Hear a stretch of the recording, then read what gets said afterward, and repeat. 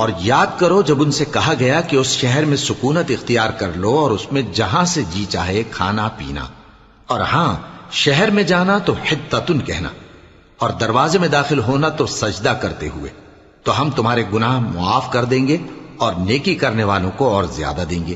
مگر جو ان میں ظالم تھے انہوں نے اس لفظ کو جس کا ان کو حکم دیا گیا تھا بدل کر اس کی جگہ اور لفظ کہنا شروع کیا، تو ہم نے ان پر آسمان سے عذاب بھیجا اس لیے کہ وہ ظلم کرتے تھے۔ اور ان سے اس گاؤں کا حال تو پوچھو جو لب دریا واقع تھا، جب وہ لوگ ہفتے کے دن کے بارے میں حد سے تجاوز کرنے لگے، جبکہ ان کے تعطیل کے دن یعنی سنیچر کو مچھلیاں ان کے سامنے پانی کے اوپر آتی، اور جب ہفتے کا دن نہ ہوتا تو نہ آتی۔